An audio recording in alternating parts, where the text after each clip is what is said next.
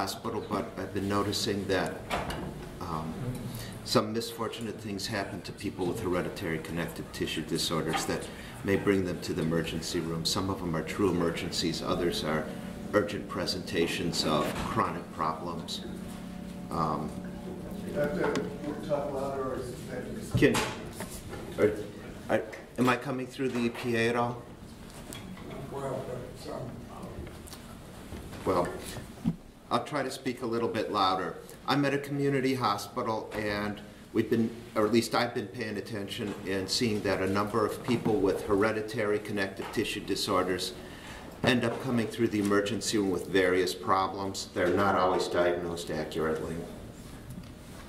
I'm not going to talk about exacerbations of things like achalasia, gastroparesis, severe constipation, urinary retention, joint dislocations, and POTS. I'd like to talk about some of the neurological issues they may be having, and they could be related to vascular problems on the arterial or venous side and mechanical issues. This is a 26-year-old who actually has EDS and has a number of issues, but she had a surgery, so she had been on anticoagulation. It was stopped. On the third day post-op, she became non-responsive. She had deviated gaze. And we did an MRI, and we observed that there was a lack of signal void in the left transverse sinus, but there was no infarct. And on the MRV, left transverse sinus was entirely out. She was given anticoagulation and improved over the following week.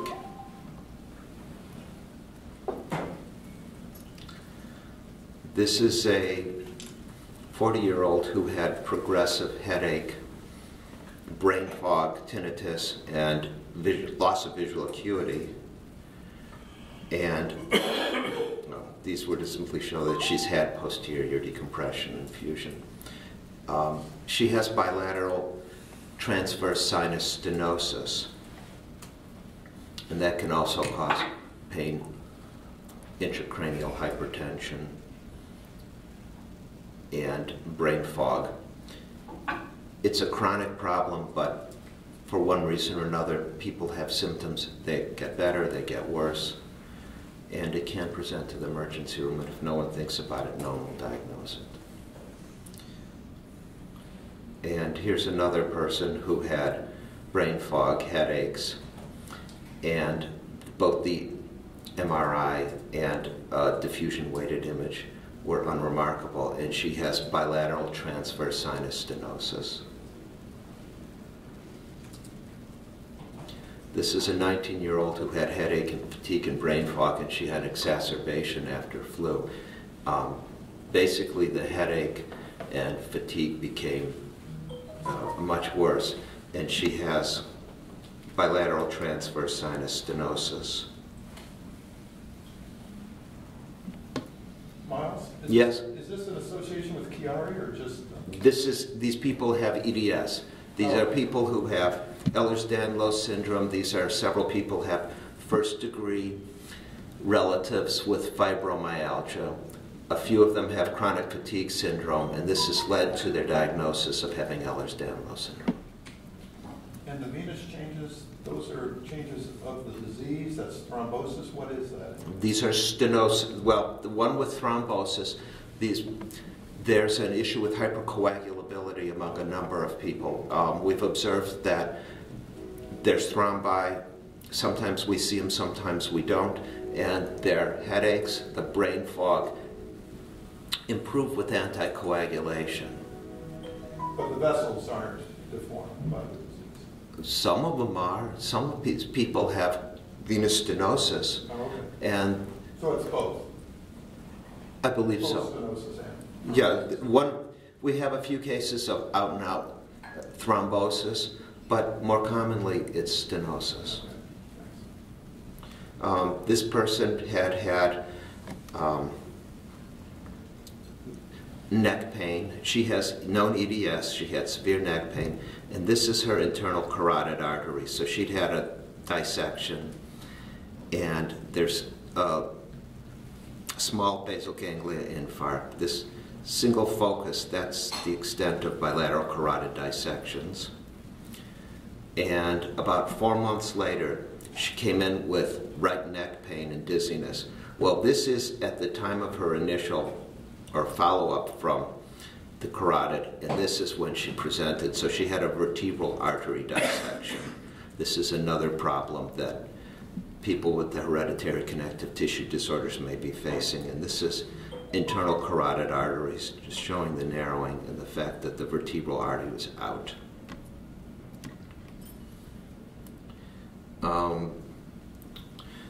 I've seen a series or a number of people with this problem. A few of them have come with a diagnosis of EDS. Most of them come with chronic fatigue syndrome or fibromyalgia. Once in a while, someone has a first-degree relative with Ehlers-Danlos syndrome, but it often looks like a family full of people with fibromyalgia. This was a 50-year-old who was in a motor vehicle accident and developed unilateral lateral gaze deviation. She has headaches, she has occipital pain. And other than that she's got brainstem impingement, there's not much else to see, but it's something to be thinking about. And this is she's in her late 20s. She had a fall, and she had worsening headache, dizziness, facial pain, and confusion. Could you go back to that? So what were you, is it the sinus, the straight sinus that's not filling there, or what? It's just that she just had contusion or injury to the brainstem with trauma. She's much more, these folks are more vulnerable to injuries.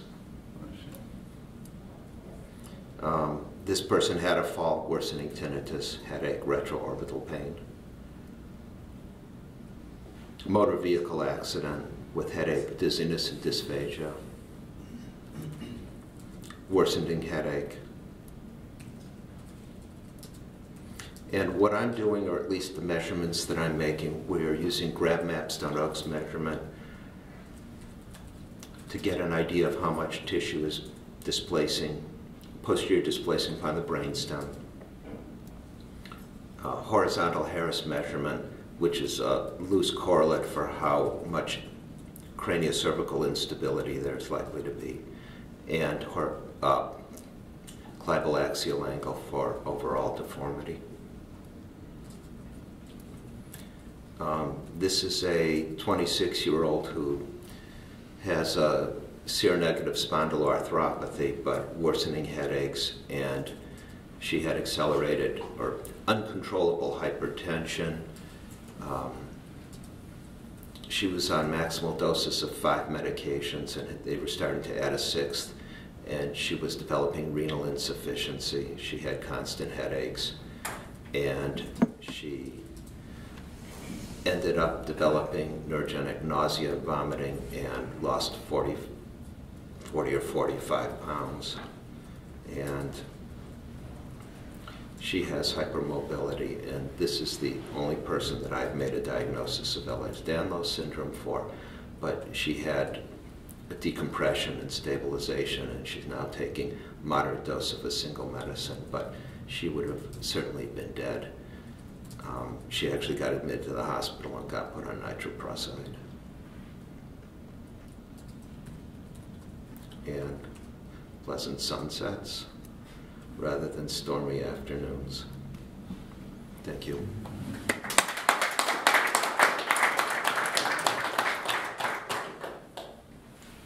Questions? Myles, you had one MRI where the cerebellum had a very large subarachnoid that was superior to it, and the brain had sagged down maybe 5 or 6 slides back. I've seen, keep going, keep going, keep going, keep going. One more, I think. Keep going. Just set before that. Right there. I've seen patients like that with connective tissue disorders. Is that because the veins are loose, or why was the brain it seems like the brain sags, you know, even a cerebellum sagging, and even the CSF space over the cerebrum. I don't have the entire answer for that. I don't really know what the why that happens. This is not going to be trauma, right? The other one with trauma. Did you document that brainstem injury? Is it visible or presumed? It's presumed because she She developed. had a small prepontine cyst tumor, and like this one on the right, you tend to think, at least you have to think of CSF hypotension, kind of a secondary Chiari, not a true Chiari. I admit that in this one, the picture on the left, the pons looks fairly natural. But anyway, CSF hypotension is just something we have to worry about. Yes.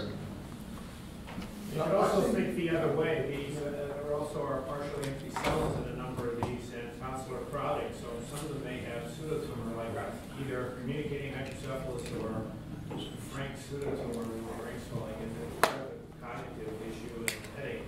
So, we know about the intracranial pressure. No. And how about obesity? I don't recall any of these people being morbidly obese. Because I agree, there was one with very small frontal horns to the lateral ventricles. Now, that may have been a sinus thrombosis, but you do think, because some of the sinuses can be narrowed from the pseudotumor.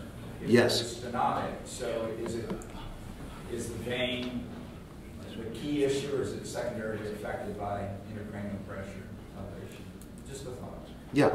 I don't have anybody, I went back and looked through for my cases with intracranial hypotension, and I don't have any of them presenting as out-and-out emergencies. They all had some sort of a reason, or I'm trying to think of the right words, but I didn't have anybody I knew who had for sure connective tissue disorders who didn't have some previous reason to have a diagnosis for developing the intracranial hypotension, the CSF leaks. Yes? Now, a lot of these imaging, Myles, are they done with intravenous contrast or catheterizations or what? The MRVs are done. Some of them get intravenous contrast, some of them are non-contrasted.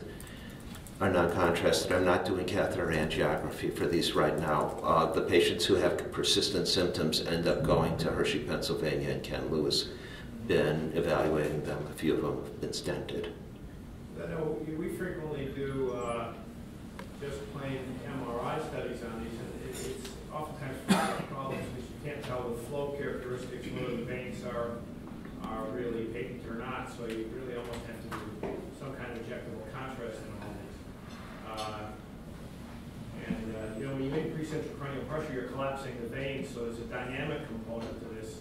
Exactly. So it begins to be a problem. That may be a dynamic factor, you know, with time, different, whether they're upright or whether they're lying flat, you know, whether they're actually compressing the vein.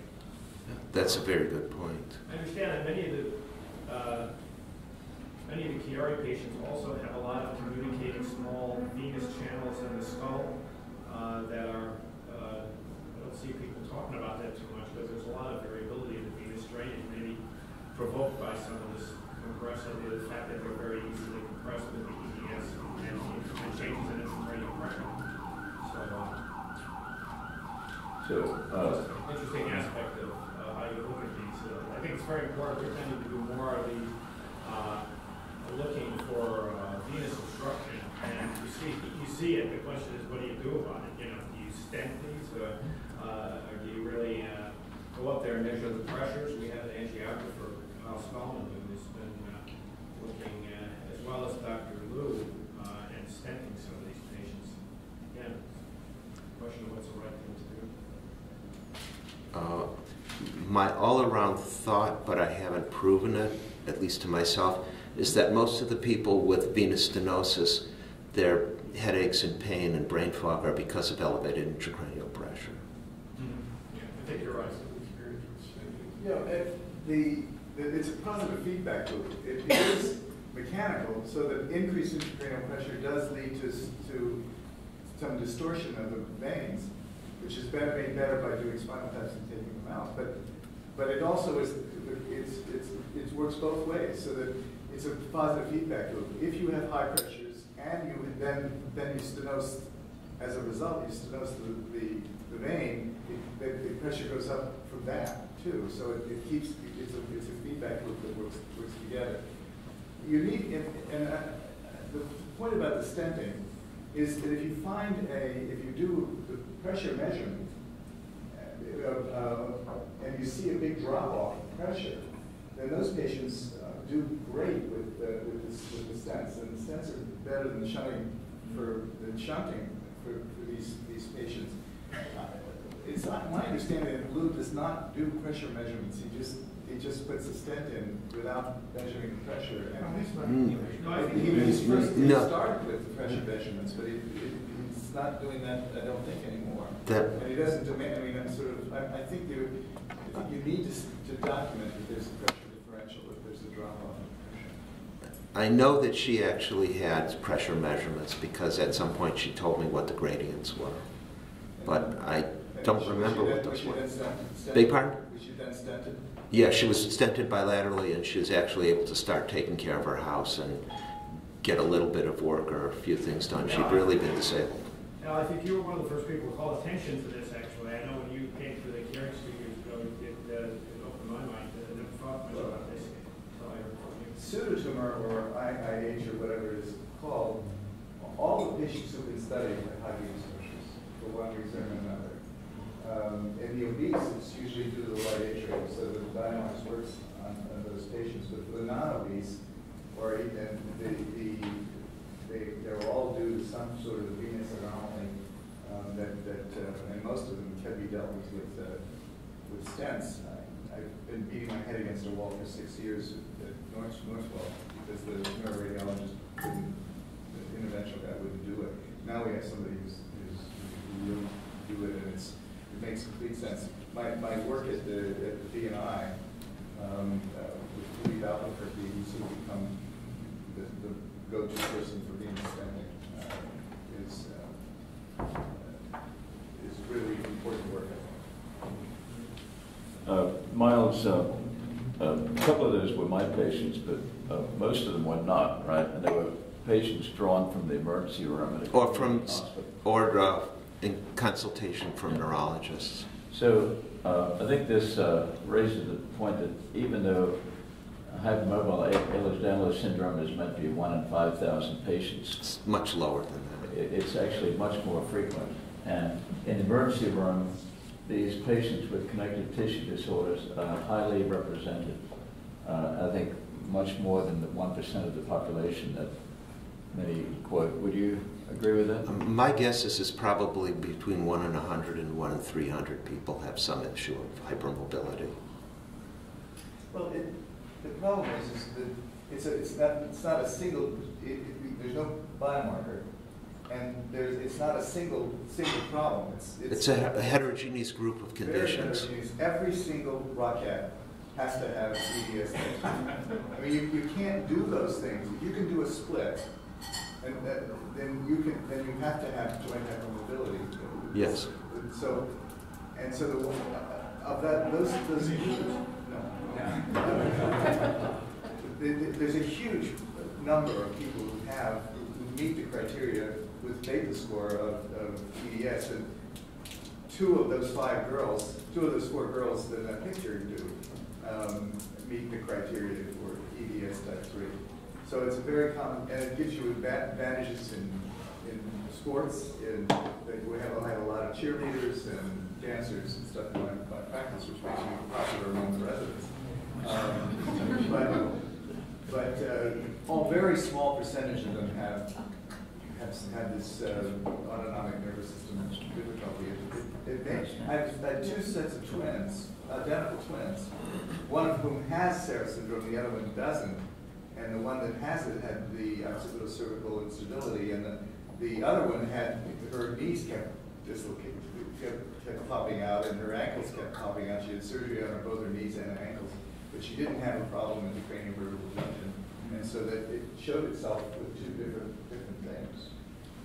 It's another example of you only see what you're looking for. In my other life, I did a lot of neuromuscular disease, and when I was doing more Chiari-related work, became sensitive to the issue of connective tissue diseases. And in the neuromuscular world, we've come across many of these patients who had chronic fatigue, generalized weakness. We muscle biopsy them, EMG, everything seemed normal. There was a question, did they have some kind of chronic myopathy or what was going on?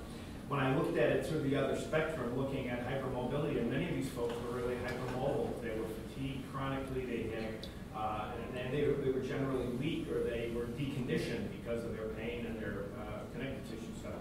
So, you know, it gave me a different perspective on what was, we didn't know what to say, what was wrong with these people, but they I think ended up having connective tissue disorders, and we just weren't looking for it because we were muscle circles, you know. So it's important to open our eyes and broaden our perspectives. Yeah, I agree with you that it's much more common than people think. that there's limited awareness, so if we don't know what we're looking for, we're not as likely to find it. And just the fact that deconditioning, you know, I have a number of grandchildren, none of them have physical education anymore in the school system. You know, it's an interesting observation. I remember sometimes hating it when I was a youngster. Every day, you know, it's like you had to have an hour of physical education, and we had the presidents saying how many push-ups could you do, how many chin-ups could you do.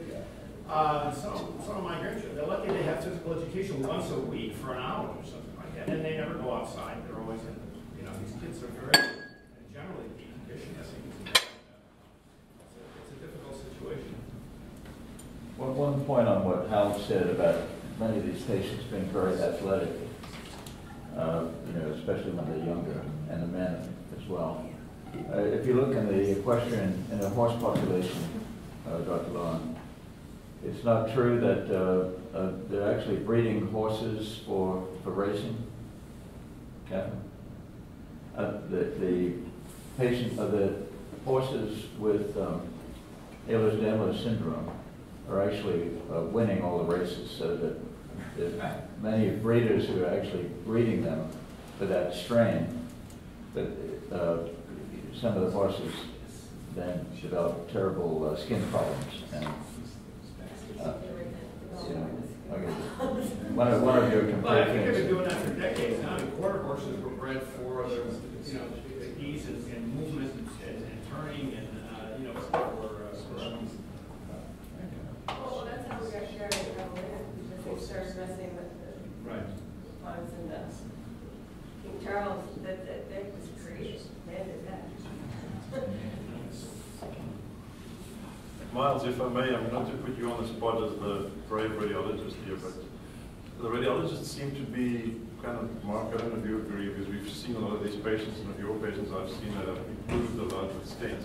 But we send people for MRVs, and you know, the spectrum between atresia and, oh, they just collapsed, and the medial, the lateral, or it's a focal stenosis. It seems like, from a radiology perspective, I mean, you don't sound like you're completely confident about when there's actually a stenosis, or if you are, how do you become, or if you're not, should you, I mean, should we be sending these people for pressure measurements, or maybe for angiograms, or what should we do with these patients?